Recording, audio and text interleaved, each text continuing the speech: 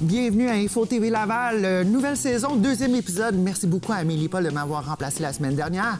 Pour vous, tout un show cette semaine. On commence avec Dr Valérie Ouellette et une bouche en santé chez son animal de compagnie. Nous avons Manon Paquette, Nathalie Larocque qui nous parle du congrès des AA qui se passera à Laval. Audrey Gagnon, journaliste qui nous parlera des athlètes lavallois aux Jeux du Québec. Elle sera sur place.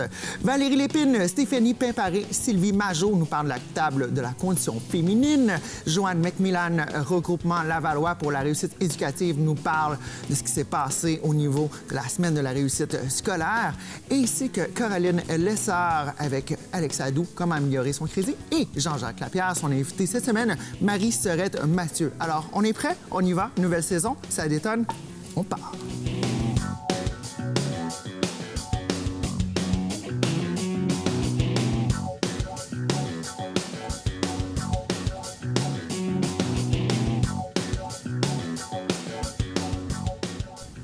Cette semaine, on a Valérie Ouellette, docteur Valérie Ouellette, je m'excuse, on parle de dents avec notre copain Pacha qu'on a vu l'année dernière, la saison dernière, et puis qu'on retrouve cette année. Il est tout à fait à son aise en studio. Vraiment, là, le divan, c'est son divan maintenant. C'est son divan, mais écoute, ça me fait plaisir de t'accueillir chez nous.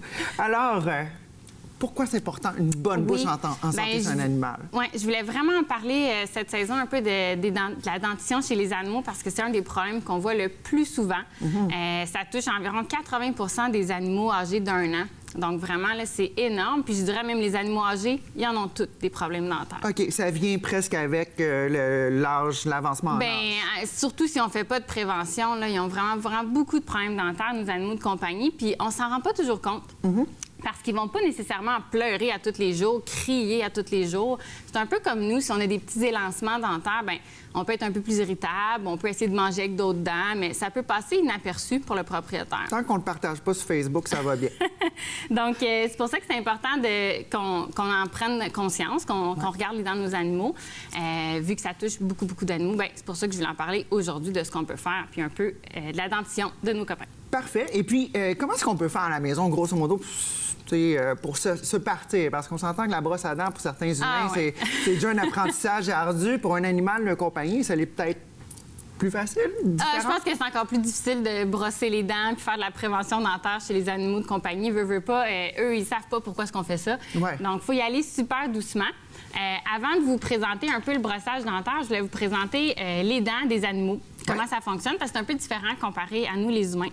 Donc, j'ai un modèle de chien ici.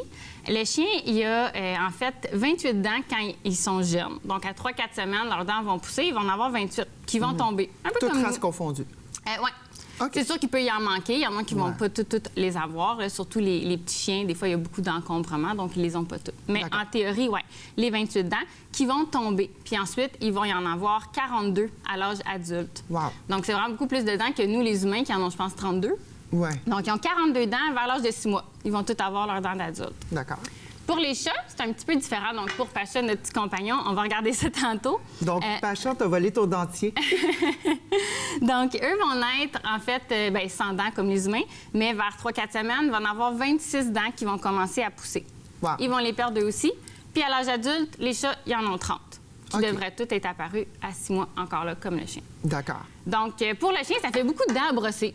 Oui. Puis on ne pourra pas arriver du jour au lendemain. Bon, aujourd'hui, je te brosse les dents. Ça y est, c'est parti. Ça risque d'être ardu, là. Ah non, on va se battre à toutes les fois. Ça ne marchera pas, puis vous allez abandonner, puis c'est normal, je ferai la même chose. Donc, il faut y aller vraiment tranquillement. On va donc désensibiliser l'animal au brossage de dents. Comment est-ce qu'on fait ça? Oui. Là, je vois que tu as apporté des petits outils. Il y a plein de petites brosses à dents qui sont faites. Ça va dépendre de notre animal. Celle-là, je l'utiliserai plus pour un grand chien parce qu'on peut aller plus loin dans sa bouche. Puis on en a des plus petites pour les plus petits animaux ou même celles qu'on met sur le doigt qu'il y a beaucoup de gens qui aiment bien parce qu'on a comme un meilleur contrôle de où est-ce qu'on va brosser. Puis c'est peut-être moins intrusif pour l'animal. Il ne voit pas comme un gros truc bâtonnet. C'est sûr, mais des fois, c'est trop large pour aller dans le fond des petites gueules de petits chats. Comme les petits chats comme ça. Oui, c'est ça, si on va aller dans le coin. Donc, ce qu'on va faire, moi, ce que je recommande à tout le monde, c'est le soir, quand on se brosse les dents, bien, on appelle notre animal dans la salle de bain. On lui donne un bonbon. On installe la routine. Oui, on va installer la routine parce qu'il va falloir faire ça à chaque jour. Fait qu'une fois par jour, on l'appelle dans la salle de bain, on lui donne un bonbon. Il va apprendre, hey, j'ai un bonbon quand ma propriétaire se brosse les dents. Un moment donné, il va être assis à côté de vous puis il va y attendre son bonbon. OK. Alors, c'est là qu'on peut passer à l'étape suivante où est-ce qu'on sort la brosse à dents. Mais on brosse pas les dents. On fait juste... Là, on vient de voir Pacha qui s'est sauvé. Surtout que tu l'as sorti, il est peut-être pas tout à fait rodé. Là. Mais celle-là, il la connaît pas. Il va dire, oh mon Dieu, c'est bien trop gros. On n'a pas celle-là aujourd'hui. Fait que, on sort la brosse à dents, on donne un bonbon, puis on va faire ça étape par étape. À un certain moment, on peut juste mettre un peu de pâte à dents sur la brosse à dents. La pâte à dents pour humains, ça fait? Non, de la pâte à dents pour animaux. D'accord. Ils peuvent l'avaler, donc c'est vraiment préférable, puis ça goûte bon pour eux, fait que ça nous aide même des fois à brosser les dents. D'accord. Ensuite, on vient juste toucher un peu les dents en avant, on donne un bonbon. Puis on va y aller comme ça, étape par étape, jusqu'à temps que l'animal apprécie la chose puis se laisse faire. Est-ce qu'ils apprécient vraiment ou ils apprécient plus la gâterie qui vient après? Bien, c'est sûr. C'est sûr qu'ils apprécient sûrement plus la gâterie, mais au moins, ils savent qu'ils vont avoir leur gâterie, donc ils restent coopératifs, puis ça vous aide, vous, puis ça fait que l'épisode est plus agréable, puis sinon, on le ferait pas là, si on fait juste se battre avec nos animaux. Oui, non, c'est ça. Puis au niveau des gens qui se douteraient qu'il y aurait peut-être un petit truc au niveau des dents de leur animal, comment est-ce qu'on fait pour s'en rendre compte? Mauvaise haleine, un peu comme un humain, s'il y a un comportement, s'il arrête de manger, qu'est-ce qu'il faut surveiller? Oui, vous les avez dit. Mauvaise haleine, ça, c'est le premier signe qu'il y a peut-être une maladie au niveau de sa dentition. Donc, il faut absolument venir consulter. Il y a des animaux qui vont perdre des dents. Ouf, là, on est rendu loin. Quand la maladie... Quand ça tombe naturellement, c'est vraiment parce que là, beaucoup, toute la dent, elle était atteinte. Elle était sûrement toute moisie. Fait qu'elle finit par tomber. Ça veut dire que ça fait des mois même que l'animal souffre. Donc, on s'en serait rendu compte parce qu'il aurait cessé de manger certaine nourriture? C'est rare qu'ils vont arrêter de manger. Ouais. Ils vont vraiment continuer à avaler leurs croquettes tout ronds ou croquer avec d'autres dents. Donc, c'est rare qu'on va s'en rendre compte facilement. Donc, ça serait des épisodes de vomi, de non-digestion peut-être? Ça passe souvent inaperçu. Ah oui? Ça passe inaperçu. C'est pour ça que c'est important d'aller voir le vétérinaire puis regarder. Est-ce qu'on commence à avoir des signes de gingivite?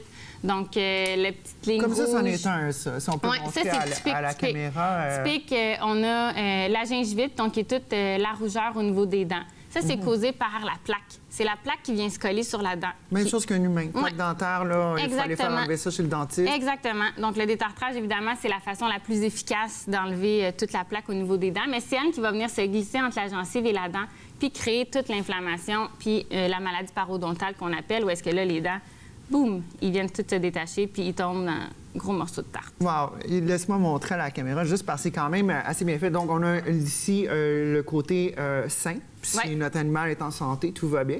Et puis ici, là, on voit le côté où est-ce que là, ça va pas bien. J'espère qu'il n'y a aucun humain qui a les dents comme ça, un pauvre petit et pauvre conjointe surtout.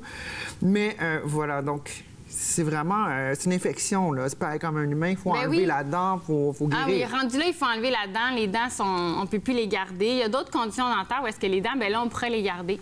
Par exemple, ici, on a une fracture dentaire d'une canine. On voit le petit point dans le milieu. Donc, la dent, elle a été cassée. On voit ça souvent chez les chiens qui vont manger des roches, manger des os. On ne recommande pas. C'est trop dur, même si on est habitué de penser que les chiens, ça mange des os. Oui, c'est ça. Mais c'est comme un mythe, ça, presque. Bien, c'est que ça vient de la domestication du loup et tout, qu'eux, ben oui, ils sont obligés, ils mangent on leur donne des petits nananes, puis on les a eus comme fait que ça. nous, mais c'est tellement dur que ça casse les dents, surtout quand ils sont jeunes, parce que leur émail est vraiment plus mince. Fait que quand la dent est cassée comme ça, puis on a un petit trou rouge, ça veut dire que les bactéries peuvent prendre la circulation puis venir au niveau des racines. La gueule au complet. Ces dents-là, on pourrait faire des traitements de canal. T'sais, si on a une dent cassée puis on veut la garder, bien, il y a aussi des traitements de canal qu'on peut faire en médecine vétérinaire également. Ça, il faut voir un dentiste plus souvent. Ben écoute, on en a appris beaucoup aujourd'hui. Docteur Ouellette, un gros merci. Ça m'a fait plaisir. Et puis, ben, on se revoit dans 2 semaines pour une autre chronique animale. Oui, à bientôt. 16 et 17 mars prochain se passera à Laval le 41e congrès DAA. Et puis, pour nous en parler, nous avons Manon Paquette, présidente du congrès 2019. Merci. Merci, bonjour. Et puis, Nathalie Larocque, travailleuse sociale en santé mentale ainsi que conférencière. Merci d'être là. Merci à vous. Bonjour. Bien, il fait plaisir d'écouter les AA pour faire un sommaire sur un organisme mondial, planétaire, pour les gens qui ont des soucis avec l'alcool ou les gens autour d'eux qui auraient des soucis avec leur consommation d'alcool. Et puis, lors du week-end 16 et 17 mars, il y a vraiment de quoi de beau qui se passe. On parle du thème de l'ouverture du cœur. Donc, écoute, faites-moi une petite entrée en matière juste pour me décrire un petit peu ce qui se passe ce week-end et ce week-end-là et à qui ça s'adresse. Oui, essentiellement, le congrès de Laval s'adresse à tout le monde. C'est ouvert au public. C'est ça qu'on aimerait dire, c'est que ça s'adresse à tout le monde. C'est certain que c'est comme une séance d'information publique. C'est certain que ça s'adresse à la personne qui se questionne sur son alcoolisme et c'est le bon endroit pour venir répondre aux questions. Il va y avoir un comité de 12e étape, des gens attitrés toute la journée pour faire de l'écoute. Ça va être tout au long de la journée, mais spécifiquement, il va y avoir des personnes de 11h à 7h pour faire de l'écoute active, pour accueillir le nouveau. Et c'est ça. C'est important de comprendre qu'on va accueillir le nouveau tout au long de la journée. Là. Bien sûr. Mais c'est ça. Si vous voulez plus de difficultés, des fois, on vit des moments un peu plus difficiles, mais il va y avoir de l'écoute qui va être fait durant la journée. Et il va aussi y avoir... au-dessus de 30 partages d'alcooliques anonymes, des partages, des gens qui vont venir parler de leur vécu et surtout comment ils se sont sortis de l'alcoolisme. Il va y avoir aussi des membres à l'ANON, des partages à l'ANON, de 12 membres à l'ANON, pour faire des partages aussi. À l'ANON, c'est ceux qui sont touchés de près ou de loin là, par l'alcoolisme. Et en fait, le congrès s'adresse à tout le monde qui est touché de près ou de loin par l'alcoolisme. Oui, parce que c'est pas juste la personne qui a un problème de boisson, comme on dit trop souvent, parce que la personne, souvent, elle est dans le déni. « Ah non, moi, je bois juste la fin de semaine, mais écoute, KO tout le week-end. Non, ça compte pas, je bois pas le lundi. » Il y a beaucoup de gens qui sont peut-être pas nécessairement au courant. Est-ce que ce salon-là pourrait être une belle porte d'entrée pour quelqu'un qui voudrait faire... Écoute, mon copain, il boit beaucoup, ma copine boit beaucoup, je m'inquiète pour maman, est-ce que j'ai raison de m'inquiéter? Aller prendre l'information, voir, est-ce que je vois clair? Ça peut être une porte d'entrée pour les gens? Oui, exactement, exactement. Comme je vous dis, il y a des personnes attitrées qui vont pouvoir justement aider à répondre à ces questionnements-là. Exactement. Et Nathalie Larocque fera une conférence. Donc, ça va se passer le 16 mars à 19h, donc dans le cadre de l'événement. Oui. Et puis, tu nous parles de comment gérer son anxiété et ses relations en lien avec l'alcoolisme. Donc, ça, c'est un sujet qui peut être assez délicat. Et tu peux me faire un petit tour d'horizon, grosso modo, de qu'est-ce que tu vas nous apprendre ce soir-là? Oui, bien, en fait, l'alcoolisme, hein, c'est quand même un sujet encore un peu tabou dans notre société. Donc, je trouve ça important là, de démystifier un peu là, toutes les approches là, qu'il peut avoir au niveau médical, psychosocial, etc. Donc, expliquer en gros ce qu'est l'alcoolisme, puis en lien avec la santé mentale, en fait. Hein. Parce que les deux s'interlient souvent, c'est mélangé. Tout là. à fait. Parfois, on ne sait pas trop, là, est-ce que c'est l'œuf ou la poule, etc. Donc, on va parler des causes de l'alcoolisme, des traitements possibles et de la gestion là, de l'anxiété et des relations. Parce que souvent, quand on a un problème d'alcoolisme, si on ne traite pas les difficultés relationnelles et la gestion du stress, bien, les rechutes sont... c'est presque peine perdue, là. Bien, en fait, on a plus de probabilité de faire des rechutes, effectivement. Voilà. Et puis, le concept des AA, grosso modo, la plupart des gens, ceux qu'on n'est pas nécessairement impliqués ou ce qu'on en a vu de la télé ou des films, souvent, on va penser, bon, ben écoute, la personne a un problème d'alcool, elle se pointe au AA, je sais pas, un soir de semaine, souvent dans des sous-sols d'église, des trucs comme ça. Puis après, c'est ce que la plupart des gens connaissent. Mais c'est beaucoup plus grand que ça, là, l'apport des AA. Qu'est-ce qu'il y a comme aide que les gens à la maison ne seraient pas au courant que les AA offrent, autre que simplement se présenter un soir semaine puis commencer le cheminement? Bien, en fait, ce qui va être au congrès de Laval aussi cette année, c'est différents comités qui font partie de la région, différentes régions du mouvement mondial, mais spécifiquement ici à Laval, la région 90. Là. Et il va y avoir différents comités, comme le comité de la vigne. C'est une petite documentation avec des partages, différents renseignements aussi sur les étapes, sur les promesses, sur les traditions qui font partie du mouvement d'Alcooliques Anonymes. Vous pourrez vous procurer cette vigne-là. Il va aussi y avoir de la littérature, le comité de la littérature, donc différents livres qui parlent notamment du fondateur, des fondateurs. Il va y avoir le langage du cœur, en tout cas la grosse Bible aussi d'Alcooliques Anonymes, sur c'est quoi cette maladie-là. Alors, c'est vraiment une maladie. C'est pas de la lâcheté, c'est pas ça file pas, bon, on se garoche dans moi. Il y a une raison, puis elle est souvent très c'est pas un problème de volonté. Voilà, c'est ça. C'est souvent tabou, cette question-là, c'est chez Vraiment, plusieurs personnes, mais oui, quand on fait partie d'Alcooliques Anonymes, on comprend que c'est pas juste non plus le problème de boisson, il y a aussi des comportements qui sont reliés à tout ça. Donc, on peut venir chercher de la documentation à ce sujet-là, en tout cas avoir une table bien pleine de documentation. Il va y avoir aussi le comité des archives qui parle de toute l'historique d'Alcooliques Anonymes. Ouais. C'est un mouvement qui existe au-dessus de 80 années maintenant, puis tout un historique, donc on peut chercher des brins d'histoire à ce comité-là. Ben ça, c'est super intéressant parce que 80 ans, il n'y a peu pas... plus, là. Mais Ouais. au-delà de 80 Ouais. ans, pour que l'organisme soit encore effervescent puis qu'il y a encore un besoin Oui. sur le terrain, c'est que c'est pas fini. Oui, puis il y a beaucoup de travail à c'est, faire encore. Ces étapes-là, dans le fond, qui font partie d'Alcooliques Anonymes, ont été transmises à plusieurs millions de personnes à travers d'autres fraternités, parce qu'AA, c'est les étapes de Bill Wilson, mais c'est aussi l'ensemble de plusieurs fraternités. Ben écoutez, les filles, en passant, vous avez un super look. Je pense que vous avez une designer qui vous a habillé aujourd'hui. Oui, tout à fait. Oui, c'est Sophie Paquette, c'est la compagnie Zahn, qu'on est très fiers d'habiller ces belles robes à Sophie, oui. Ben, écoutez, une semaine après les Oscars, vous êtes magnifiques, vous vous classez. Et puis, on rappelle aux gens à la maison, le congrès AA aura lieu le week-end du 16 et 17 mars à la Polyvalente Laval Junior au 2323 boulevard Daniel Johnson. Et pour billets pour ta conférence, ça se passe au aa-québec.org. Région 90. Donc, merci beaucoup, les filles. Merci beaucoup. Et Merci puis, à on vous. se revoit bientôt. Et puis, Maud Cambronne pour la suite. Tout à Merci. fait, merci. Merci. Chronique activité avec notre chère Audrey Gagnon. Bienvenue. Bien, merci.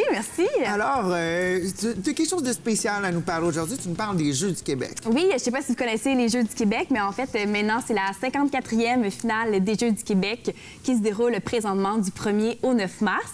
Et ça se déroule à la Ville de Québec cette année. Ouais. Ben oui. Donc, c'est un bel événement sportif, mais j'imagine que c'est pas tout le monde qui sait c'est quoi les Jeux du Québec. Ben écoute, il y a beaucoup de sportifs de salon qui regardent de leur sofa. Si Ouais. tu pouvais faire une petite description, ça serait excellent. Bien, en fait, les Jeux du Québec, c'est une compétition sportive pour les athlètes du Québec de moins de 18 ans. Super important. Oui, c'est pour les jeunes. Puis c'est un peu comme les Jeux olympiques des jeunes. Donc, c'est vraiment une belle expérience. C'est un regroupement, un rassemblement d'athlètes. Il y a plus de 3300 athlètes Wow. de 19 délégations. Donc, c'est assez impressionnant. Wow. Et la première édition a eu lieu en 1971, ici même à Laval. Quand même. Donc, ça fait quand même longtemps que ça existe. Et en 2007, pour remonter un peu dans le temps, en 2007, avant 2007, en fait, les éditions des Jeux d'été et les Jeux d'hiver avaient lieu la même année. Mais maintenant, on a séparé ça. Un peu comme les vrais Olympiques. Exactement. Donc maintenant, les Jeux d'hiver ont lieu les années impaires et les Jeux d'été ont lieu les années paires. D'accord. Donc là, cette année, on est dans les Jeux d'hiver, évidemment. D'accord, parce que c'est impair. Ouais, exactement. Et puis, quel type de sport? C'est les mêmes sports qu'aux Olympiques traditionnels? Comment ça fonctionne? Ben un peu, oui, mais c'est pas tout à fait pareil. En fait, pour les Jeux d'hiver, il y a en fait 22 disciplines qu'on retrouve. Donc, ça peut être autant le hockey, patinage artistique, le ski de fond. Donc, les classiques d'hiver. Les classiques d'hiver, mais aussi, on se retrouve dans un gymnase aussi pour faire des sports comme le badminton, Wow. le karaté, même le tennis sur table. Quand même. Jamais quand essayé même. ça. Moi, j'ai bien hâte de voir ça a l'air Tennis de sur quoi. table, t'as jamais joué à ça? Ben, quand je joue, c'est pas de compétition. Ah, c'est pas de là. compétition, non, c'est ça. OK. Et puis, qu'est-ce qu'on devrait surveiller pour ce qui est de la délégation de Laval? Parce qu'on s'entend, toi, t'es journaliste, t'es lancé là-bas pour l'événement. C'est toi qui vas Exactement. tenir les gens à l'affût de Exactement. ça. Donc, en même temps d'être ici, je suis aussi à Québec présentement oui, la magie pour de la être télé. journaliste de la délégation de Laval. Vous pouvez nous suivre sur Sport Laval pour toutes les infos parce qu'on va mettre des entrevues avec les athlètes de Laval. On va aussi présenter les résultats de la journée. Donc, quand un Lavallois gagne, on va le dire fièrement Ben sur oui. nos réseaux sociaux, évidemment. Mais à surveiller, en fait, il y a 139 athlètes de Laval, en fait, qui vont être à Québec, Wow. qui sont présentement à Québec, qui s'entraînent. Et évidemment, la porte-drapeau, donc qui est le 1er mars, on a pu la voir, c'est Simone Wang. C'est une athlète de badminton qui est âgée de seulement 12 ans. Wow. Et présentement, elle est première chez les U15, je ne vais pas me tromper. Donc, première chez les U15 dans la province et deuxième chez les U17 au Québec aussi. OK, U15, U17, tu viens de me mêler. Qu'est-ce que c'est? C'est leur âge, leur Ouais. braquette? Donc, elle a 12 ans, Ouais. mais elle est première au niveau de U15. Donc, chez les 15 ans, elle est première, même si elle a 12 ans. Wow, OK. Puis chez les 17 ans, elle est deuxième, même si elle a 12 ans. OK, et préqualifié pour le futur presque, Je crois si on veut. qu'on peut peut-être s'attendre à une belle médaille pour Simone. On lui souhaite. Ben oui, certainement. Une surdouée qui vient de chez nous. Go for it, girl. Oui, puis c'est pas la seule non plus. Non, il y a ben non. plusieurs aussi athlètes à surveiller qui viennent de Laval. Donc, on est fiers de notre délégation parce que en gymnastique, il y a Simon Barbery-Parc et Mathis Jalbert qui souhaitent obtenir une médaille. Donc, ils veulent être dans le top 3. Pourquoi pas? C'est un bel objectif. On se présente, on veut gagner. Oui, et il y a aussi en taekwondo Jessie Cortina, donc chez les U15, donc à 15 ans, qui tentera d'obtenir la première place. Donc, elle vise le sommet. Première place, c'est quand même assez... Oui, assez impressionnant. Puis, Ouais. quand même, c'est des disciplines, hein? C'est pas facile. Là. Non, ça, c'est sûr. Mais en plus, même tantôt, on parlait de tennis de table, Oui. mais il y a Eliana Magny qui tentera d'obtenir la médaille d'or aussi. Donc, c'est son objectif. Elle vise ceci, on lui souhaite. Il n'y a rien comme vidéo. Oui, Voilà. exactement. Et puis, est-ce qu'on a accès aux compétitions? Parce que là, on est comme énervé. On a des oui. petits neveux, des petites nièces, des cousins, des cousines, des enfants qui vont aller faire les compétitions. On veut suivre ça. Est-ce qu'on peut, se pointer aux compétitions? On peut se pointer aux compétitions, c'est gratuit, mais évidemment, c'est à Québec. Donc, est-ce qu'on Faut fait... passer dans le coin. Oui, c'est ça. Il faut être proche quand même. Mais sinon, c'est accessible sur Internet. Donc, c'est en direct ou en rediffusion. On peut avoir accès à ça. Donc, c'est vraiment une belle façon d'encourager nos athlètes à distance. Même sur Facebook aussi, il va sûrement avoir... Envoyer des thumbs up. Oui, exactement. Partager de l'amour. Puis beaucoup d'encouragement. Beaucoup d'encouragement, et voilà. Et puis, au niveau de la compétition aussi, les finalistes, la finale, la 54e finale, Ouais. tu veux nous parler de ça aussi? Oui, en fait, donc il va y avoir la cérémonie à la fin, donc une cérémonie de clôture avec un spectacle qui va clore vraiment la 54e finale des Jeux du Québec. Donc c'est gratuit, puis il y a un spectacle. Évidemment, on va féliciter les athlètes qui ont participé, les entraîneurs aussi, parce que la plupart des entraîneurs, en fait, c'est de façon bénévole. Donc, il y a beaucoup de bénévoles. C'est vraiment...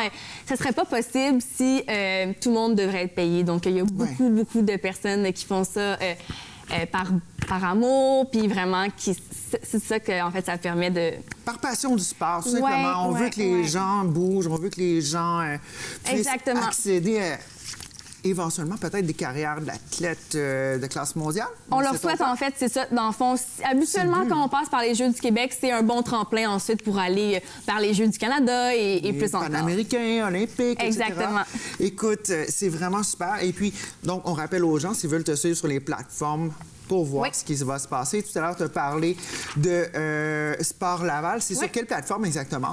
Facebook et aussi Instagram.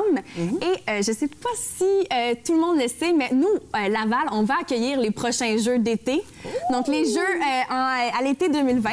Oui. Donc, c'est confirmé. La porte-parole, c'est Roselyne Filion, gagnante aux Olympiques en plongeon. Oui, on est fiers d'elle. Qu'est-ce qu'elle avait gagné déjà? Elle avait gagné 2 médailles olympiques en plongeon à Londres et à Rio. Quand même, rien de moins. La prochaine à Laval. Ah oui, exactement. Cool. Ben, un gros merci, Audrey merci Gagnon. Alors, on te suit sur les plateformes sociales et puis on regarde ça aller parce que présentement, tu es à Québec, magie de la télé. Exactement. Je me téléporte. Merci. Aujourd'hui, pour venir nous parler de la table de concertation de Laval en conditions féminines, j'ai 3 invités, donc 3 sur le sofa, voilà. On commence avec Valérie Lépine, agente de mobilisation à la table de concertation de Laval en conditions féminines. Bonjour. Bienvenue. Nous avons Stéphanie Péparé, stagiaire à la table de concertation de Laval en conditions féminines. Bonjour. Bienvenue. Et pour finir, mon tongue twister, Sylvie Majot, membre du comité organisateur de l'événement concertation de la table Laval en conditions féminines. Je me trompe? Bonjour. Non. Je l'ai eu. Cool. Alors, il y a un événement qui va se passer le 21 mars au Palace de Laval, 30e anniversaire. Vous êtes ici pour nous en parler, mais avant toute chose, toi, tu as été mandaté aujourd'hui pour nous donner un petit peu un tour d'horizon sur qu'est-ce que la table de concertation de Laval en conditions féminines, d'où c'est que c'est parti cette histoire-là, et puis ça sert à quoi au juste? Oui. Dans le fond, la table de concertation de Laval en conditions féminines, on est un regroupement régional féministe en défense collective des droits. Ouais. Donc, on travaille avec nos membres à améliorer les conditions de vie des Lavalloises. Donc, nos membres, c'est vraiment diversifié. Là. C'est à la fois des organismes communautaires, des comités femmes de syndicats, des groupes mixtes qui travaillent avec l'ensemble de la population, mais qui ont une préoccupation pour la condition féminine. Donc, c'est un peu ça notre mission, le travail qu'on fait. On travaille sur différents dossiers, que ce soit sur la santé des femmes, la vulnérabilité des femmes, les inégalités économiques, la représentation des femmes dans les institutions décisionnelles, donc au niveau municipal ou provincial, ou dans les instances politiques. Donc, c'est un peu le travail qu'on fait. Et on est vraiment issus de la communauté, en fait, suite au 50e anniversaire du droit de vote des femmes. Il y avait différents événements de commémoration ou du moins qui réfléchissaient aux places des femmes dans le système démocratique qui se mettaient en place dans différentes régions. Puis à Laval, il n'y avait pas de lieu de concertation où tout le monde se rejoignait. Donc, il y a eu une volonté de se doter d'un regroupement de la part des groupes pour ça, avoir un lieu. Il y a 30 ans. Et il y a 30 ans, donc en 88. Donc 88, 89, oui, c'est ce que je vois ici. Donc, ça a changé de nom. Le nom a rétréci. Heureusement. Donc, il est encore là, mais... En 1988, la table prend le nom de table de concertation d'organismes œuvrant en conditions féminines à Laval, donc le TCOOCFL. C'est un petit peu long. Et puis, on est arrivé avec la table de concertation de Laval en conditions féminines, le TCLCF. Exactement. J'ai failli passer tout droit, là, mais TCLCF. On s'y habitue. On s'y habitue, voilà. Et puis, dans le cadre de votre 30e anniversaire, lors de la Journée internationale des droits de la femme, vous invitez les gens à venir à un souper-spectacle. Oui. Donc, ça va se passer 21 mars au Palace de Laval. Expliquez-moi à quoi on doit s'attendre, à qui ça s'adresse, puis quel genre de party on peut s'attendre d'avoir ce soir-là. C'est moi qui se lance. Première, choix du chef. Le spectacle s'adresse, première des choses, aux femmes.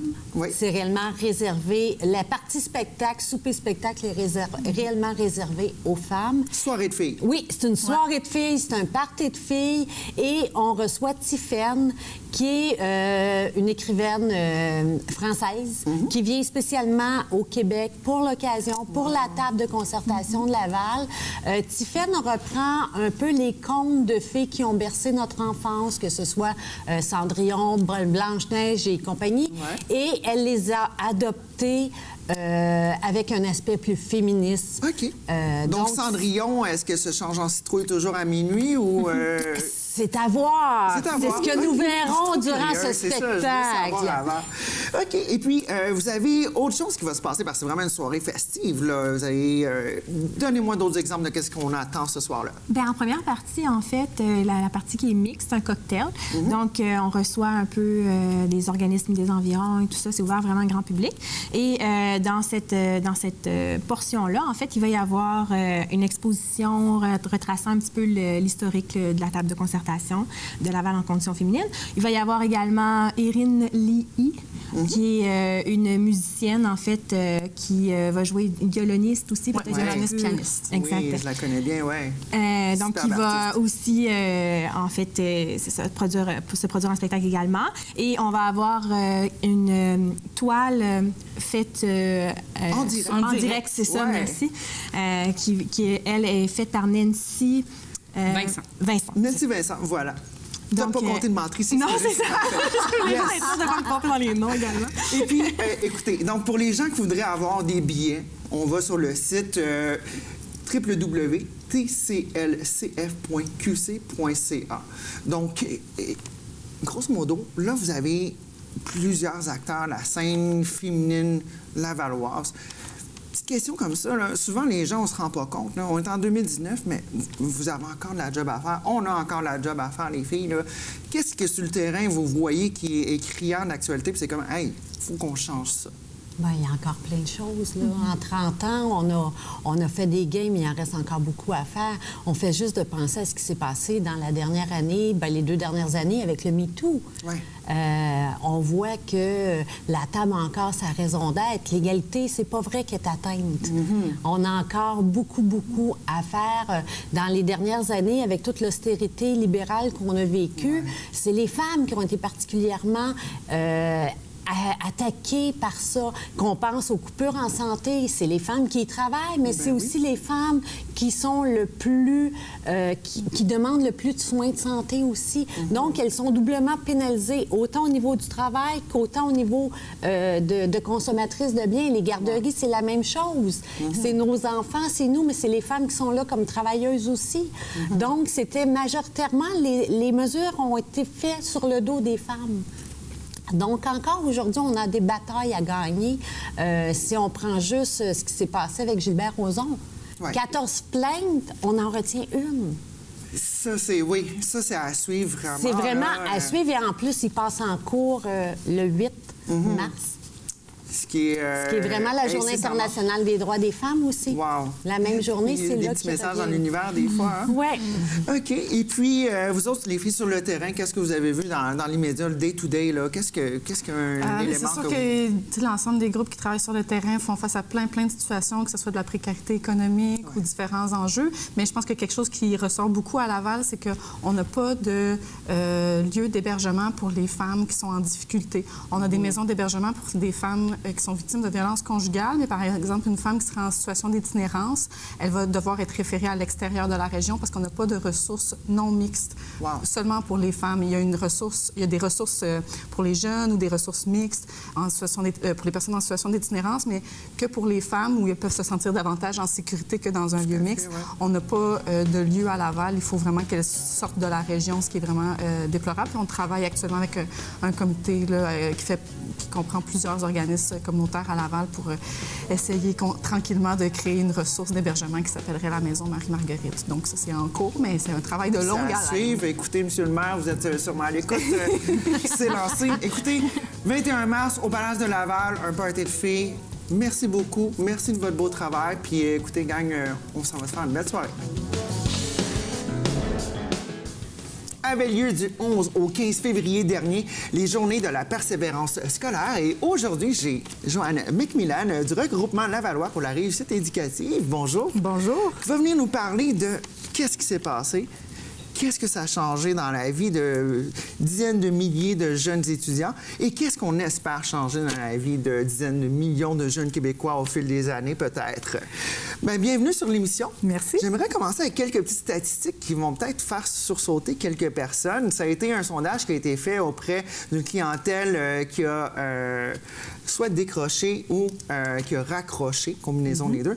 82 des jeunes vulnérables au décrochage estiment que la persévérance scolaire relève d'une responsabilité collective. Donc, c'est pas juste dans ses livres et leçons. 29 des jeunes vulnérables au décrochage et une statistique que Joanne m'a présentée tout à l'heure, 32 des jeunes qui ont pensé à décrocher mais qui ne l'ont pas fait affirment que ce sont les encouragements qui ont fait la différence dans leur décision de rester à l'école. Donc, des fois, c'est des petites affaires qui coûtent pas cher, hein? Exact. Bien, justement, le but des Journées de la persévérance scolaire, c'était entre autres d'envoyer le thème de cette année, nos gestes, un plus pour leur réussite. Et parmi les gestes, l'encouragement, ça nous coûte rien, là. Ouais. C'est juste d'y penser. Et ça fait une différence. Quand 32 des jeunes nous disent « Moi, si j'ai pas décroché, c'est vraiment parce que mon entourage m'a encouragé. » C'est beaucoup, hein? C'est beaucoup. C'est 1 sur 3 qu'on a réussi à garder à l'école par la simple... Et c'est agréable. On est sur une statistique où on parle de raccrocheurs. Oui. Alors, on peut s'imaginer tout petit. Hein, souvent, on a tendance à encourager les enfants quand ils apprennent à marcher. On les applaudit, on les félicite, on les encourage. Mais plus ils grandissent, souvent, on commence à oublier. Hein? Oui, et vraiment, là, de souligner les efforts, les défis qui sont relevés dans le quotidien, comme à des étapes particulières, comme lorsqu'on a un bulletin, etc. C'est vraiment un geste qui est très, très simple, qui d'ailleurs est très valorisé durant les Journées de la persévérance scolaire. Le regroupement, justement, on invite l'ensemble de la communauté, tous les milieux, pas seulement le milieu scolaire, le communautaire, les gens d'affaires, les gens... Parce que les gens d'affaires vont se retrouver avec ces étudiants-là qui auront soit décroché, raccroché, et effectivement, peut-être obtenu ou pas un diplôme. Là. Oui, et ils peuvent jouer plusieurs rôles, donc plusieurs gestes peuvent être posés. On parle de cette communauté d'affaires. Ça peut être de soutenir la conciliation études-travail, ça peut être d'accueillir un jeune en stage, l'aider dans son orientation professionnelle. C'est clair que c'est des graines qu'on sème et qui seront récoltées peut-être plus tard, mais comme communauté, on a tout intérêt à s'assurer que nos jeunes se qualifient ce diplôme minimalement. Puis les journées sont là, entre autres, pour rappeler l'importance qu'on soit tous autour de nos jeunes pour les amener jusqu'à leur diplomation, qualification et encore plus parce qu'au collégial aussi, c'est important. Quand universitaire ensuite. Exactement. Et notre collège était très dynamique, très actif durant la semaine. Donc, c'était vraiment là, le temps d'envoyer un message très, très clair à l'ensemble de la communauté. L'année dernière, tu étais venu faire ton petit tour avant la semaine pour la semaine des journées de la persévérance scolaire. Cette année, ça se passe a posteriori. Oui. OK. Parle-moi, qu'est-ce qui a été la principale différence versus l'édition 2018 et ce qui s'est passé en 2019? Et qu'est-ce que... On avance? On avance. On avance au rythme voulu, on voudrait avancer plus vite ou on a pris un petit peu plus de terrain puis on peut dire, bon, ben écoute, on a réussi ce qu'on avait à faire? Bien, notre premier boulot, nous, comme regroupement Lavallois, c'est de mobiliser et on peut dire que vraiment, les gens ont répondu présent. On a eu plus d'inscriptions de partenaires qui ont commandé du matériel, nous ont informé des activités qu'ils allaient déployer durant cette semaine-là. Donc, c'est au-dessus, là, on avait 175 l'année passée, on est à 230. Wow. On touche, là, bon an, mal an, autour près de 60 000 jeunes, près de 25 000 parents, 4 000 quelques enseignants et 2 000 quelques intervenants. Donc, on voit là que... Ça, c'est ce qu'on est capable de recenser. C'est juste sur le terrain à Laval, ça? Oui, c'est juste Laval et c'est ce qu'on est capable de recenser. Parce qu'on voit plein de choses qui sortent sur les médias sociaux. On voit plein de gestes et d'activités qui sont posés qu'on ne comptabilise pas, dont on est témoin. Et on essaie de faire beaucoup de bruit puis de mettre tout ça en valeur, mais vous comprendrez qu'à cette quantité-là d'activités et de gestes, ça devient un peu difficile. Mais l'idée, c'est que c'est pas grave si on en perd le contrôle. C'est très, très bien, en fait. C'est que tout le monde est en action, est en mode persévérance, est en mode encouragement. Donc, ça a été encore une fois là, une semaine très dynamique. On a eu un super beau lancement. Il y avait 100 partenaires avec nous à la Maison des Arts.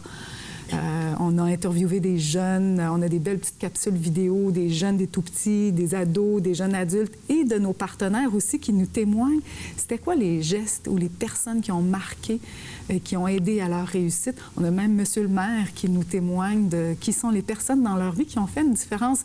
Alors, ça invite aussi les jeunes à réaliser que bien, c'est normal que sur notre route s'additionnent plein de personnes, d'activités, de gestes qui viennent faire notre réussite. Donc, c'était vraiment une semaine fort emballante. Écoute, on va rentrer dans le personnel, là. On a tous un professeur, à un moment donné, qui nous a marqué. Toi, c'était qui? Moi, ça a été un enseignant au primaire. C'était un homme qui, vraiment, de par tout ce qu'il amenait dans la classe comme approche, a fait en sorte que moi, qui étais un petit peu tomboy, tout d'un coup, c'était comme s'il disait « c'est bien correct que tu sois un petit peu tomboy ». Moi, j'apprécie ça. Puis ça a été vraiment quelqu'un là, qui nous a appris à chanter, qui nous a appris à être physique autant qu'intellectuel. Donc, je trouvais que c'était... M. Yvon était quelqu'un de très inspirant, puis qui donnait de la valeur à chacun d'entre nous. Donc, voilà un exemple là, très simple. J'imagine que tu en as un, toi aussi, un enseignant. C'est pas ma job de le dire, mais écoute, je vais le dire juste pour appuyer tes dires parce que c'est vrai, ça prend pas grand-chose des fois, juste une motivation. Moi, maths secondaire 3, je l'ai refait 3 fois. Moi, quand on a mélangé les chiffres et les lettres, ça rentrait pas. Et puis la 3e fois, je l'ai fait, je suis tombée sur un nouveau professeur, un jeune professeur qui savait que je jouais de la guitare. Parce que je me prenais tout le temps avec mon caisse de guitare. Puis il dit, tu sais quoi, moi, je joue du drum, j'ai mon drum au-dessus du gymnase. Après l'école, ça tente, on va se faire un petit jam, puis on se fait un petit baseball mathématique. Là, j'ai comme, encore des astuces pour me rentrer des affaires du bourrage d'écran. Puis finalement, ça a juste fait un lien que, tu sais quoi, même si je n'arrachais dans le cours, je voulais pas le décevoir, puis je l'ai passé. Donc, ça appuie. C'est pas grand-chose, c'est juste, écoute... L'attitude fait pour beaucoup et de plein de gens autour de nous. Puis il y a malheureusement des territoires à Laval où il faut porter attention parce que Laval, c'est une grande ville, c'est vrai, mais il y a des secteurs de Laval où les garçons comme les filles ont du mal à diplômer après 7 ans au secondaire ou à se qualifier.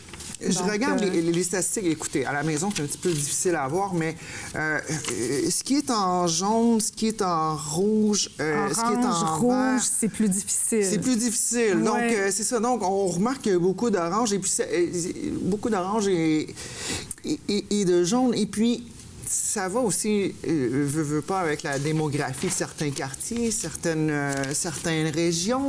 Oui, bien, ça varie. Certains territoires ont des défis, justement, là, socio-économiques plus difficiles, des parents moins scolarisés, des gens qui arrivent aussi au pays. C'est tout un défi de s'intégrer, d'apprendre une langue, de reprendre le rythme d'un cursus scolaire. Donc, il y a des grands défis. Ça ne veut pas dire que c'est pas possible là, de voir de l'amélioration. D'ailleurs, à Laval, il y a une belle amélioration. Depuis les 10 dernières années, là, on a vraiment augmenté Juste nos taux voir de diplomation. le nombre de participants entre l'année dernière et cette année, on est 175 à 200. On espère que tout ça va porter ses fruits, bien entendu, parce qu'on commence tout petit, à encourager, à valoriser, à être présent autour de nos enfants, à soutenir leur plein potentiel de développement. Donc, l'idée, c'est que ça transpire éventuellement dans nos fameuses statistiques qui, donc, s'améliorent, mais dans certains territoires, ça reste encore plus ardu, oui, et il faut s'y attarder. Bien, écoute, un gros merci, Joanne. Je te tutoie parce qu'on commence à se connaître au fil des années. Et puis, il y a beaucoup de professeurs à l'écoute. C'est la semaine de relâche qui s'en vient. Beaucoup de parents à l'écoute. Pour vous rejoindre, regroupement Lavallois pour la réussite éducative. Oui, tout est sur notre site, les capsules vidéo, rlpre.org. Bien, un gros merci. Merci infiniment. Et puis, bonne continuité. Merci. Salutations à tous. Février, c'est le mois où l'on met en évidence les membres de la communauté noire. J'ai le plaisir d'accueillir aujourd'hui 2 dames d'exception. 2 dames qui ont toujours été impliquées dans maintes activités, surtout culturelles ici, des Lavalloises d'exception. Maud Malval, ça fait plaisir de vous accueillir. Marie-Sorette Mathieu également. Oui. Maud Malval, vous avez fait une carrière, une grande carrière en enseignement, vous. Avec tout mon cœur, de tout mon cœur. Et jusqu'à présent, je suis restée attachée, même si je ne suis pas à l'école encore. J'ai dû laisser, mais j'ai pris ma retraite et voilà, je suis dans une maison de retraite présentement. Mais vous avez enseigné pendant 30 ans? Pendant 30 ans ici, 5 ans, non, j'ai fait 5 ans seulement en Haïti et 30 ans ici. Voyez-vous, 30 ans. Et, je dirais 31 ans, oui. Parce que j'ai fait 1 an à Saint-Eustache. Mais je vous connais depuis 50 ans. Vous avez eu le plaisir d'enseigner à ma fille, qui vous salue naturellement, qu'elle a passé de bons moments avec vous. Mais c'est pas tout ça, l'enseignement. Vous avez été impliqué dans toutes sortes d'activités. Oui. Voyez-vous, j'ai aimé l'enseignement. Je vous dis, à l'âge de 7 ans, je savais que j'allais enseigner. Mais en plus, l'enseignement, ça vous donnait le goût de faire d'autres choses quand même. Mais oui, mais j'ai aimé faire d'autres choses aussi. Et puis, les amis. J'ai beaucoup aimé rencontrer des gens. Ah oui. Voyez-vous, j'aime les gens, tout simplement. Ça, on ne peut pas se cacher. Voyez-vous, j'aime les gens, j'aime la vie. Alors, c'est pour cela que, depuis petite, j'ai toujours eu beaucoup de gens autour de moi. Mais il y a des activités vraiment spéciales où vous avez eu beaucoup de succès. Par exemple, le Festival interculturel. Oui. C'était quoi, ça? Mais je vous dis, je dis non. Ces gens-là arrivent, il faut qu'on les reçoive et puis qu'on leur donne la chance de montrer ce qu'ils amènent avec eux. C'est pour cela que j'ai écrit au député à l'époque. Au député, au monsieur le maire, oui. Oui, et à monsieur le maire. J'ai écrit pour te dire, et puis monsieur a accepté. J'étais très contente. Et vous m'avez toujours appuyé, vous. Oui, absolument. Voyez-vous? Oui, mais parce que vous avez fait beaucoup d'activités. Je me rappelle les passionnés en art visuel. Oui, mais c'est pas moi qui ai fondé l'art visuel. Vous étiez cofondatrice. Et non, pas du tout. Non, parce que... vous avez été impliquée là-dedans, quand même. Non, du tout. Non? Pas du tout, parce que c'était séparé. OK. Vous avez d'autres activités que vous avez été très, très, très impliquées. Quand même, je me rappelle, vous faisiez des fêtes pour les grands-papas, les grands-mamans, puis toutes sortes de fêtes. Oui, ça s'appelle le comité québécois Lavallois pour les rencontres interculturelles. Ah oui? Mais oui, le comité Lavallois des rencontres interculturelles, c'est pour que les gens puissent se connaître. Et puis, c'est pour cela que j'organisais des activités. Oh, il y en a qui sortaient. Ce qui m'a fait le plus de plaisir, c'est de voir que les gens participaient, À l'école, comme quand je faisais des activités aussi, les parents venaient m'aider à faire répéter quand je préparais des pièces de théâtre. Je leur ai fait faire du théâtre, je leur ai fait chanter, je les ai même emmenés dans les hôpitaux chanter. Il faut dire que j'ai toujours eu des gens autour de moi pour donner de l'aide. Fantastique. Voyez-vous, j'étais gâtée. Vous aviez un charisme extraordinaire. Oh oui. Marie Sorette, vous êtes très impliquée aussi dans Laval. Mais j'étais impliquée avec elle dans le comité de Laval. J'étais comme la secrétaire dans le conseil. Mais oui. Et puis, je l'aidais aussi dans les activités. Elle était toujours là. Elle m'a aidée. Elle m'a toujours bien aidée. En plus de mes activités littéraires. Ah non, parlez-en de vos activités littéraires. Vous écrivez.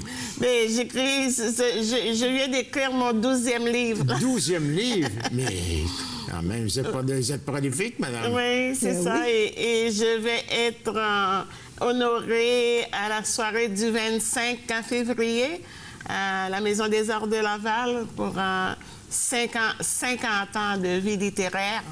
Mais 50 ans, mais vous avez commencé très jeune, vous aussi. Hein? À 16 ans. J'ai commencé jeune.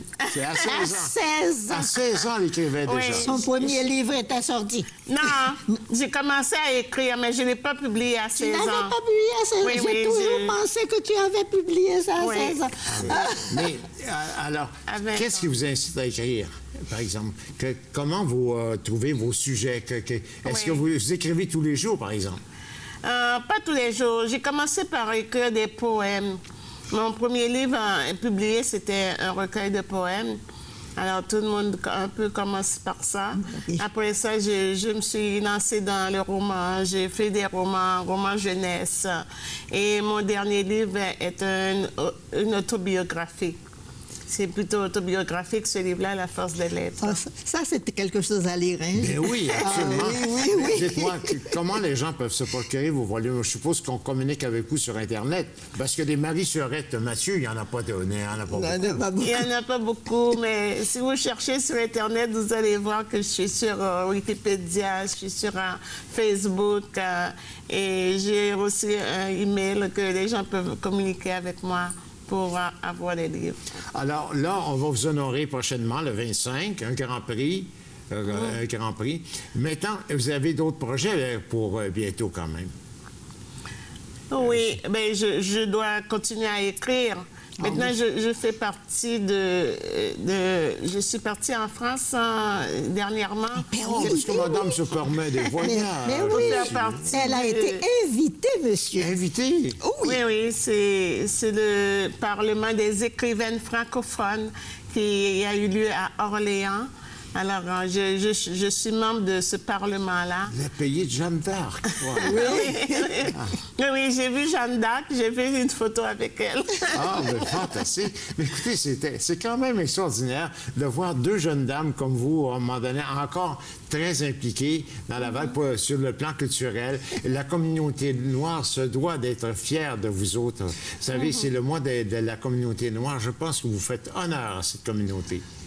Oui, on essaie. On a essayé de le faire. Oh oui, on fait notre possible. Et puis, on aime ce pays qu'on a laissé bien vite. Voyez-vous, moi surtout, c'est peut-être bien vite. Il fallait plier bagage. Heureusement, ça a très bien été. J'ai été reçue d'une façon impeccable ici. Oui. Partout où je suis passée, que ce soit à l'école, que ce soit chez les voisins, j'ai été reçue et jusqu'à présent, regardez, maintenant j'ai vieilli, mais ça ne fait rien. Je dois vous couper, c'est le temps qu'il nous reste. Vous avez été des femmes formidables. Moi, je vous remercie d'avoir participé, puis on va se revoir bientôt. Merci. D'accord? Nous vous remercions aussi. Et au plaisir. Merci. C'est un grand plaisir. Ah oui. Bonjour, ici Cathy Dumais pour Ma Télé Laval. Prochainement, un nouveau projet qui m'enchante tellement. Un projet sur la langue française. Et oui, la langue française. À bientôt sur les ondes de TV Laval.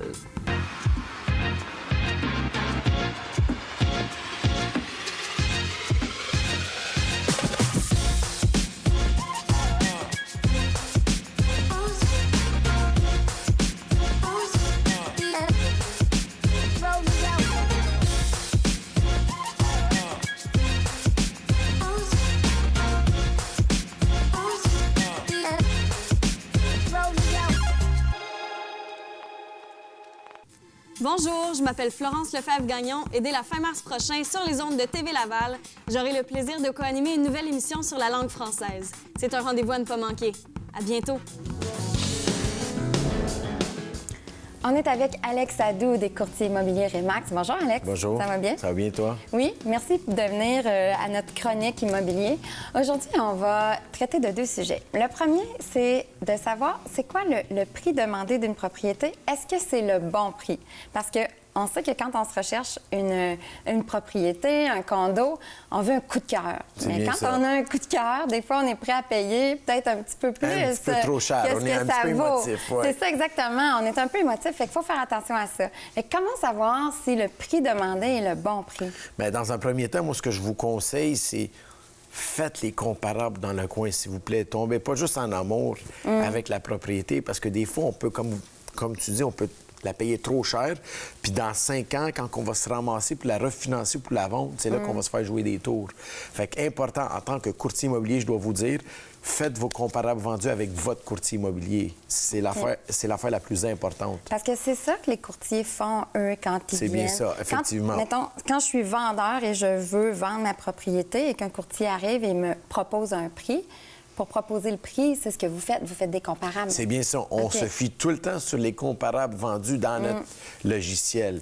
Dans l'année, dans une certaine période. Oui, tout dépendant. Si c'est une période récente, on peut reculer des fois de 3 à 6 mois. Des fois, on peut reculer de 1 an. On peut rajouter des détails spécifiques. Combien de chambres à coucher, l'année de construction, garage, pas de garage. Fait que comme je te dis, c'est super important de faire les comparables vendus pour ne pas se faire jouer des tours. C'est ça. Puis là, ce que tu as nommé, par exemple, garage intérieur, garage, c'est des choses aussi qui viennent évidemment ajouter de la valeur. Là. Effectivement. Il faut en tenir compte quand on parle. C'est bien ça, effectivement. Bien, puis, tu sais, par rapport à la valeur marchande ou à la valeur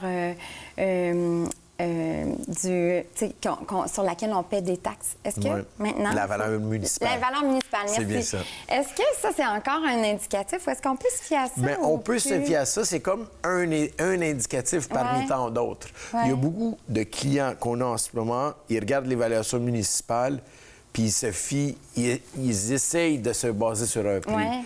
C'est sûr que c'est un indicatif, mais ça ne veut pas tout dire, l'évaluation municipale. Puis j'imagine qu'il y a une différence entre, mettons, par rapport à un condo ou certainement, une maison certainement. aussi. Parce que des fois, nous, à Laval, ici, dans notre secteur, c'est qu'on a beaucoup de condos qui pourraient se vendre en dessous de l'évaluation municipale. Oui. Tandis qu'une propriété, un bungalow, un cottage, il ne va pas nécessairement se vendre en dessous de l'évaluation municipale, ou tout dépendant de la condition. OK.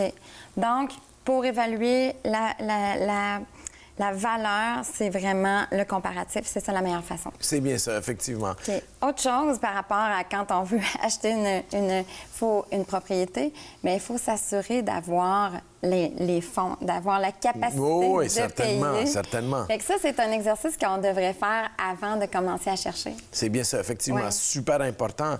Je le dis tout le temps à mes clients, puis je le fais avec mes clients. C'est avant de commencer à magasiner, allez vous faire préapprouver par votre banquier, allez à votre banque, allez voir votre courtier hypothécaire. Ayez quelque chose en main qui dit que vous allez passer pour X montant. Parce que sinon, vous allez avoir beaucoup de déceptions de 1. Mais de 2 aussi, c'est que vous allez commencer un processus, mais là, arrivé, mettons, dans le milieu du processus, vous allez voir que ça ne marche pas. Mais là, vous allez peut-être avoir investi des sous pour l'inspection, votre temps. C'est ça, beaucoup de perte de temps aussi. Beaucoup de perte de temps, effectivement, et de déception aussi. Ben oui. Puis la façon d'aller... c'est quand même assez facile aussi d'être capable d'aller évaluer c'est quoi notre capacité. Je pense qu'il y a plusieurs sites qui existent. Il y a des sites, oui, mais comment je peux vous dire ça? C'est pas exact. Ça vous donnera pas exactement le montant que vous allez pouvoir vous faire approuver. Moi, ce que je vous conseille, c'est appeler votre courtier hypothécaire, allez voir votre conseiller à la banque, allez voir votre représentant bancaire. OK, ça serait plus précis ça serait que plus vraiment précis. les sites, on peut... C'est bien ça, parce que les sites, ce qu'ils vont faire, c'est qu'ils vont vous donner un aperçu. Ça ne sera pas nécessairement la réalité, puis ça peut jouer beaucoup, je vous dirais. Là. Tandis que si vous allez voir votre courtier hypothécaire ou votre banquier, vous lui donnez vos papiers, là, il connaît votre situation. Parce que souvent, ce qui arrive, c'est qu'on met des informations dans le système, mais arrivé quand vous allez voir votre courtier hypothécaire puis vous amenez les documents, c'est différent. Là. Ça peut varier. OK, donc ça vaut vraiment la peine de se déplacer. Ça vaut vraiment la peine de se déplacer, puis ça ne vous coûte pas rien. Oui, effectivement, c'est quelque chose qui est gratuit, qui offre C'est bien ça. Autre chose qui est par rapport au financement, c'est ma cote de crédit. Parce que ça, c'est, je pense, quelque chose qui est super important quand je commence à regarder pour une propriété. Qu'est-ce qui peut entacher ma carte de pas ma carte de crédit, mais ma cote de crédit? Ce qui peut entacher, c'est vous ne faitt pas vos paiements à temps. OK. Vous dépassez le délai du 30 jours. OK. Vous gardez vos cartes de crédit pleines. Ah, OK. Fait qu'il ne faut pas se payer seulement le minimum. Non, il ne faut jamais payer le minimum. Okay. C'est ça. Ça, c'est super important. Écoutez, quoi d'autre? Vous utilisez souvent votre carte de crédit, mais payez-la dans les délais de 30 jours. Super important. Tous vos fournisseurs de téléphone, vos fournisseurs d'Internet, super important. Donc, on paie nos factures à temps, on paie nos cartes de crédit plus que le minimum. C'est ça. Puis, ça, on devrait avoir un bon dossier. Effectivement. Est-ce qu'il y a une façon de vérifier quelle est notre cote de crédit? Oui, vous pouvez aller sur le site equifax.ca. OK, ça, on peut aller sur le site. C'est bien ça. Fiable. C'est super fiable, oui. Vous allez sur le site de Equifax, vous créez un code d'utilisateur et un mot de passe, évidemment. Ça vous coûte 23 $. Puis vous avez le pointage de votre crédit avec tout l'historique de vos crédits, de votre crédit. Super intéressant. Une fois que j'ai cette cote-là, il faut voir les moyens. Si je vois que j'ai pas une très bonne cote, bien là, il faut que je me laisse peut-être un petit délai avant de vouloir acquérir Effectivement. Ce que je peux vous conseiller, c'est, tout dépendant de votre code de crédit, allez voir votre courtier hypothécaire ou votre banquier, puis vérifiez avec lui si votre code de crédit est basse. Mais je suis convaincu qu'il va être capable au moins de vous guider, de vous aider, là. OK. Est-ce que ça t'est déjà arrivé? Oui, certainement. Certainement, oui. Ça m'arrive souvent. Moi, j'ai des clients qui veulent absolument mordicus, qui tiennent. Ils ont dit non, j'ai l'approbation. Puis finalement, on se ramasse en offre d'achat acceptée. Ils font l'inspection. Puis finalement, ils envoient le dossier à la banque. Ils veulent la maison. Puis ça passe pas. C'est vraiment plate. Ben oui, c'est perdre de temps pour tout le monde. Effectivement. Et des déceptions aussi. Bon, mais je te remercie beaucoup, Alex. Merci c'est super intéressant. Merci. Merci. C'est tout pour cette semaine. Merci d'avoir participé à l'émission. Restez à l'écoute car TV Bingo Laval avec 4 000 $ en prix ainsi que 3 000 $ pour la carte pleine. Pour la liste des détaillants et des points de vente, tvrl.ca ou facebook.com/TV Laval 9. Mon nom est Stéphanie Léveillé-Denis. Bonne semaine.